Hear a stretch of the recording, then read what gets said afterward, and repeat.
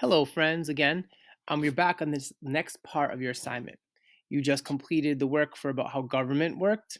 And now you're going to look into where the trouble with taxes is page 18 and 19 of this book, George versus George. Hopefully, you have this paper copy of this book. Okay?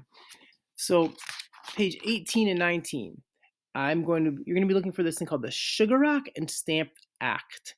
Those are basically some laws that were made. And you're going to look for how did the colonists feel about when this happened? And then this phrase that you've probably heard of called no taxation without representation. It's a famous phrase in history.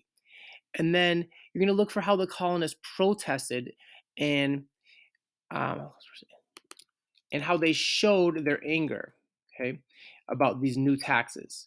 And later on, you're going to be seeing if you agree or why do you think people agree and why do some disagree with how the colonists acted. And think about your opinion. Would you have joined them if you were there then? Okay. So 18 and 19. Starting here, it says the trouble with taxes, 1674 to 1670. So it's basically about 6 years time span they're starting to talk about. So what stirred up the hornet's nest in the first place? I love that first sentence. It's like, so who stirred up a hornet's nest? Because if you stir up a hornet's nest, trouble's happening. It all began over money and over the rights of citizens too. Great Britain had been in one war or another for 50 years and was drowning in debt. Basically, they're saying Great Britain, but England, they owed money. They were in debt from paying for these wars. Over in London, their capital city, Parliament, the lawmakers, decided that Americans should help out by paying their fair share, and King George agreed. After all, Great Britain had spent plenty of money fighting in America for the good of the colonies. The Crown was still supporting a British army to help stop Indian attacks on the American frontier. It was Great Britain's right to collect payment. So they're basically like, hey, we just fought a war with France and some groups of Native Americans to protect the colonists, so we should make them pay for the war. To raise money, Parliament passed a Sugar Act and a Stamp Act saying that colonists had to pay taxes to Great Britain for all sorts of imported goods from molasses, blue indigo dye, and pimentos to printed items such as marriage licenses, playing cards, and newspapers. Similar taxes were often collected in England, but the colonists were already paying separate taxes to cover their own war debts and to run the colonies. A lot of them thought paying twice wasn't one bit fair. Besides, they believed that it was against the British Constitution. So Great Britain is like, hey, colonists, you got to pay for any time you get molasses, which was used in a lot of things, kind of like a sugar. Blue indigo dye, which was used in like coloring clothing, I guess.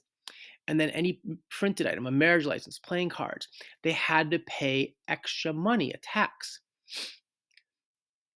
Ever since the Middle Ages, English law has said that there should be no taxation without representation. This meant that citizens could never be taxed unless their elected representatives voted to pay. The colonists were British citizens, and the law guaranteed them the rights of Englishmen. So, where was their right to have representatives who could vote for or against these taxes? Though many colonists would stay loyal to the crown and obey its laws no matter what, others argued that Parliament might make them pay even more taxes without their consent. So basically, the colonists were like, hey, we don't have anyone in the government helping us that we voted in, saying back in here in the English government where they're deciding to pay taxes, the colonists are like, hey, we don't have someone from Massachusetts or Virginia or New York who's deciding that we should pay taxes. We have no one representing us, that word representation. So like we shouldn't have to pay taxation, unless we have someone who we voted in and said, hey, we should pay. And they're also like, oh, maybe they might make us pay even more. Here's a thing of this guy named Samuel Adams. You probably heard the name. There's a famous beer company named after him now.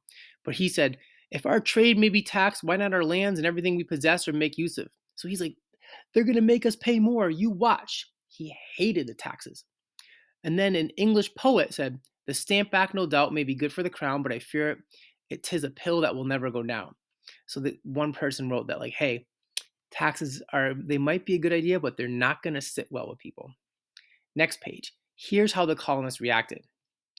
Many colonial merchants, like business owners, they refused to buy British goods. Pamphlet writers roar.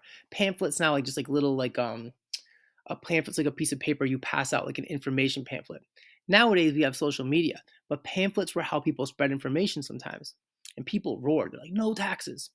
Preachers in churches thundered from their pulpits. So these preachers were like, no way for taxes, this is bad.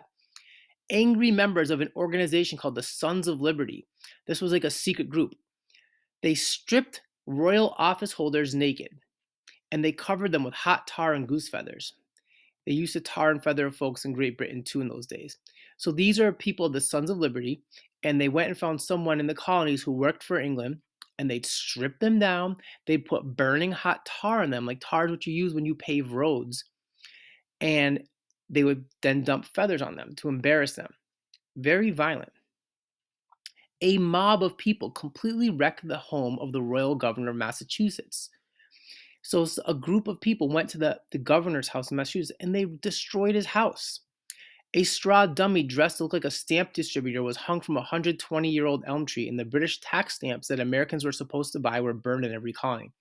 So they're protesting and they're hanging up a tax collector, a pretend one. And here's King George saying, uh-oh, I am more and more grieved at the accounts of America. It is undoubtedly the most serious matter that ever came before Parliament. So the king is like, whoa, this is getting kind of fierce. What are we going to do? You're going to find out next time what they do.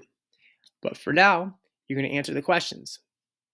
So you've hopefully seen what the Sugar and Stamp Act were, how many colonists felt, and then what does this mean, no taxation without representation? And you're also going to go down and finish these questions about if you agree, why do you think some people agree with what the colonists did? And why do you think some people disagree? And then would you have joined with them? Your own personal opinion. If you were a colonist back then, would you have joined with the people doing burning and tarring and feathering and destroying the governor's house or not? Good luck. I can't wait to see your work.